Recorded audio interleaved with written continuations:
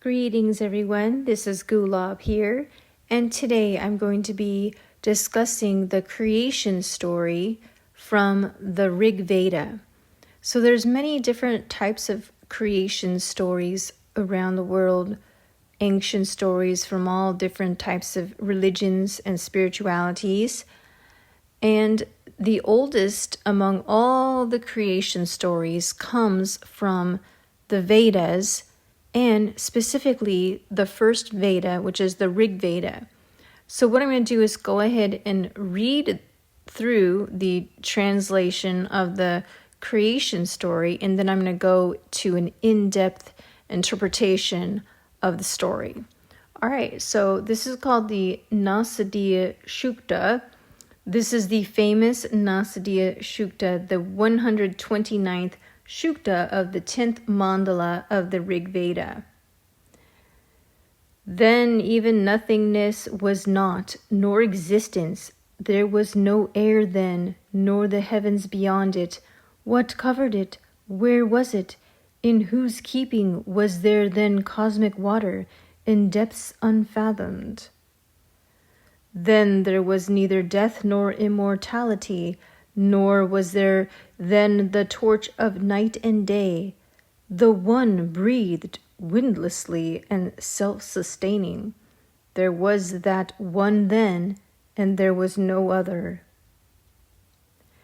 At first there was only darkness wrapped in darkness. All this was only unillumined water. That one which came to be enclosed in nothing arose at last, born of the power of heat.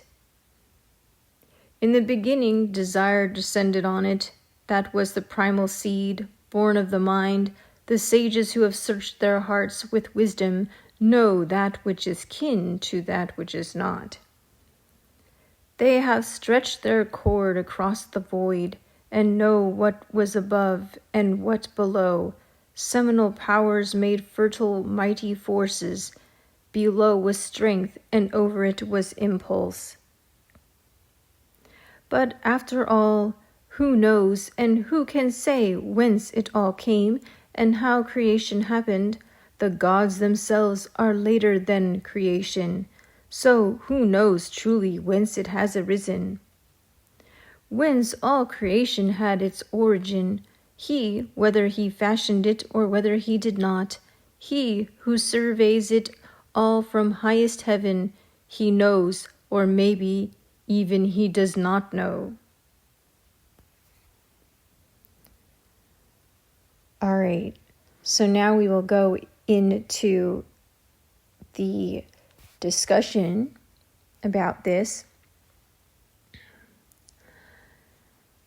This is first an overview of the Vedas, and then we'll get into the creation story. The Vedas, deriving from the root word vid, meaning to know, to understand, to acquire, to see through mind's eye. Veda simply means knowledge and wisdom. That is why the Indian civilization's other name is Vedic civilization, meaning knowledge-based civilization. Throughout, since the beginning, from Puranic accounts, Puranas, those narratives belonging to olden times, or our modern understanding of this civilization's early past, such as the early Megar phase, or even the much older Riwat settlements to late Harappan phase, to the following Vedic period in the famous Sangam landscape of Tamil language, throughout knowledge and wisdom have been given the topmost priority, which laid the foundation for this mighty civilization. The Vedas are the most ancient sacred scriptures of Hinduism, well, of humanity itself. Today we have only 4 Vedas that is available for us, which survive the turbulence of time. They are the Rig, Yajur, Sama, and Atharva Veda. But the truth be told, Hinduism speaks of hundreds of Vedas once existed in the beginning, say during the period of Satya Yuga, the Age of Truth, and started to disappear because of the deteriorating, degenerating, and devolving nature of humanity across the following yugas, Treta, Dwapara, and our present Kali Yuga, age of vice, darkness, and non-virtue. Much like the Vedas in dance too, in Tandav, Shiva's divine dance, and Lasya, goddess Parvati's dance depicting beauty, happiness, and grace in response to the divine dance of male cosmic energy. Once there existed 108 Tandavas, now we have only 7, Sapta Tandava.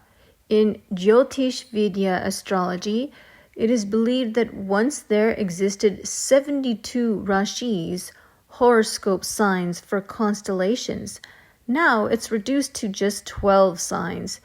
This is the reason why in Carnatic music it is believed the Melakarta scale classifies ragas into 12 times 6 equals 72 Janaka ragas, mother ragas. The examples are numerous which indicate a mass extinction of knowledge that took place in the remote past.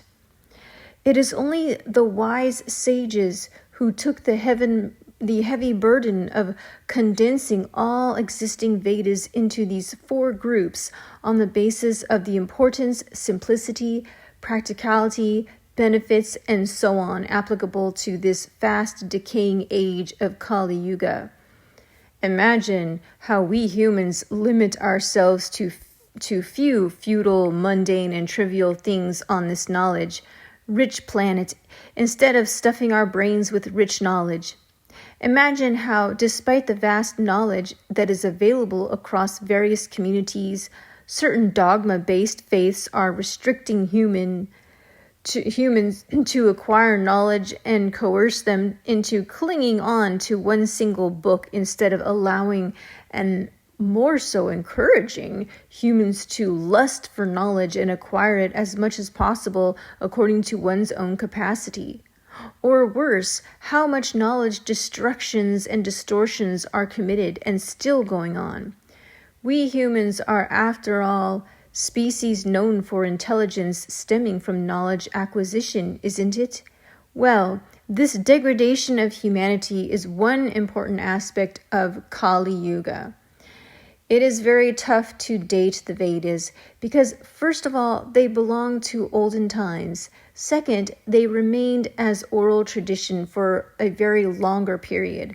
That is, the Vedas must be learnt, remembered, reproduced, and passed down to others orally rather than through written materials. The sages of great wisdom rather resisted any attempt to put it down on papers for a very long time. It seems they were interested in phonemes, distinct units of sound, rather than graphemes, units of writing system, to preserve the original sound. That's why today when we hear a Veda Parayanam, Vedic recitation, we are hearing almost the same sounds that were produced thousands of years ago. Today, the Vedic recital is compared to an audio CD escaping the time in a time capsule and landing on our lap. That much accuracy in reproducing the original sound is maintained throughout the ages. Only very recently, for some reasons unknown, the Vedas started to appear on written materials. This is the time strapped onto Vedas, along with the usage of philosophy, linguistics, and others applied onto them by the so-called modern Western historians to determine the dates, which are going back to approximately 4,000 to 5,000 years ago. But remember, the very important thing is that Vedas are not books, but sounds. Though it is about poetry, philosophy, hymns of rituals, praise of devatas, gods, and so on. Another example for this obsession for sound is from the classical musics of India, both Carnatic and Hindustani. For a very long time, the great musicians and music teachers resisted the attempt to put their music on paper, despite a well-evolved writing system at hand, not just one, but dozens of well-evolved languages and their sophisticated writing systems, as recently as during freedom struggle and even after independence of India, or perhaps possibly even today, there were Gharana traditions refusing to write down their music, even their own family-inherited ragas, onto papers, fearing that once it is written down, the spirit of music, the moment of divine magic, will vanish. There is perhaps a reason for this obsession for sound. The early sages perceived through their mind's eye that the pulse, the heartbeat, the neuron firing of the sacred cosmos is this nada, the droning sacred sound stretching across the vastness of the cosmos. I don't want to equate it with string theory, toying with vibrating strings and brains. No, it is much more beyond that. That's why in Hinduism, the supreme deity, well, the fact is, it is neither a deity nor an entity, but a principle called the ultimate supreme reality, is based on nada, the sacred sound, nada Brahman, as it is called. This nada Brahman is considered as the creation, not related to the creation happened thanks to a creator, nor as an event, nor an action, nor an entity, but as a principle. If Hinduism says aham brahmasmi, meaning the inner self, is but a tiny drop of the mighty Brahman, the nada Brahman, the divine principle, the divine source, which is supposed to mean we are all born divine, then it is logical to get obsessed with sound, isn't it? This obsession for sound is well evident that even mathematical formulas are produced in sound-based poetical hymn format, placing much importance to phonemes rather than graphemes. Note, don't get confused with Brahman, the divine principle, Brahma, the creator god, and Brahmin or Brahman, a mere title for people. All are unrelated, totally different concepts. Now come to the Vedas. The Vedas chronicle many aspects of human existence and its interaction with the world, be it mundane, but mainly spiritual, philosophical, scientific, and others, in ritualistic hymn form. But what is more evident in these great scriptures are the deep desire for having multitude of possibilities, the search for, or more aptly longing for truth, and very importantly, the unburdened, audacious, questioning mind, with no fear for any punishing gods or external influences, but only the inner search for knowledge and truth. A questioning mind that is not afraid of posing any number of questions, getting answers, and then turning those answers into further questions, and trying to drill deep into the heart of all mysteries concerning the cosmos, human existence, and the infinity itself. That's why we see many types of cosmogony are presented in the Veda existing side by side, like that of the origin based on Purusha, the cosmic consciousness in humanoid form, based on Prajapati, the creator, based on Vishvakarma, the divine architect, based on ex nihilo, out of nothing, and so on. Now that I touched upon the subject of cosmogony, there exists around the world, across many communities, hundreds of creation myths. Creation ex nihilo, out of chaos, by emergence, thanks to a world parent, by divine word, by division of primordial unity, from imperfection to perfection, and so on. The creators come in different forms too, but in all these cases, they are all 100% sure about how things happened exactly in the beginning, executed by their favorite deities. But the best cosmogony one could find in the entire world is in the Rig Veda, the oldest among all 4 Vedas. It's about the quest for truth and skeptical questioning, and that's it. It's the 129th hymn, a set of 7 hymns of the 10th mandala book of the Rig Veda, 10:129, 1 through 7. It is called the famous Nasadiya Shukta. The Nasadiya Shukta starts with, "Not the non-existent existed, nor did the existent exist then." What is this then? The then is supposed to mean at that time, in the beginning, most importantly, at that primordial time. So when we say in the beginning, what does that mean? Beginning of what? This earth as a planet or the galaxy or the universe? No, it's neither of them, but the Akasha, the divine cosmos. This divine cosmos, Akasha, was seen by the great sages as never-ending sacred multi-dimensional space ranging from lesser cosmos, lesser infinity, to greater cosmos, greater infinity. The important ingredients to visualize this divine cosmos are 1. Infinity, and 2. Illusion. By understanding the nature of infinity and infinite nature of the cosmos, the great sages understood the concept of Mahamaya, the illusory nature of the cosmos. Compare a human being which could see the space only through 3-dimensional vision with an alien species, which could see the space through 7-dimensional vision. Now compare that species with another species which could sense the space through 11-dimensional vision. This comparison could be stretched on and on forever. That's the nature of infinity and illusion.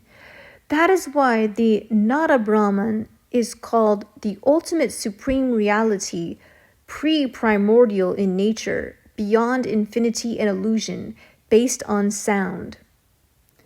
The great sages already found that the Akasha, the divine cosmos, is infinite.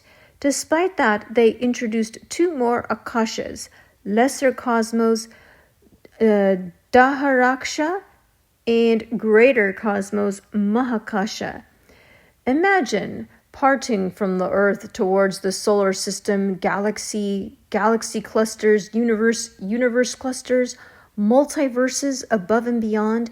That is Mahakasha for you. Now imagine parting from the Earth towards a rock, to silicon molecules, atoms, subatomic level, quarks, quantum level, beneath and beyond. That is Daharakasha for you. Dahara also means smallest or finest or youngest. So Mahakasha could be seen as much more mature Akasha. These concepts are beautifully depicted in the Purana as the quarrel happened between Brahma, the creator god, and Vishnu, the protector. Once the 2 gods quarreled to find out who was the mightiest among them. The fight lasted for eons non-stop. Seeing that, Shiva, the destroyer and transformer, without saying a word, took the form of Jyotirlinga. That is Agni, or plasmic, or fire linga in front of them, stretching across up and below. Seeing that, the 2 gods decided to find the beginning of the head and the end of the feet respectively, and who succeeds their attempts would be declared the mightiest. Brahma took the form of Hamsa, a swan, and started to fly towards Mahakasha, whereas Vishnu took the form of Varaha, a wild boar, and started to dig below towards Daharakasha. And you know the story. Tired of flying up and above, Brahma cheated Vishnu with the help of a flower, which is falling from the head of the linga, that he found the beginning, whereas Vishnu, equally tired of digging and failed to find the feet of the linga, accepted his defeat and declared Brahma as the mightiest. But Now Shiva took his original form and explained Vishnu how Brahma cheated him and punished both Brahma and the flower. This is also a very good example of how the Puranic accounts play the role of supplementary materials to understand certain concepts in Hinduism. The nature of the cosmos is well understood by the great sages. That is why we have crazy words and crazy numbers in Hinduism. For example, in Tamil, the word andam is used interchangeably with akasha, the divine cosmos.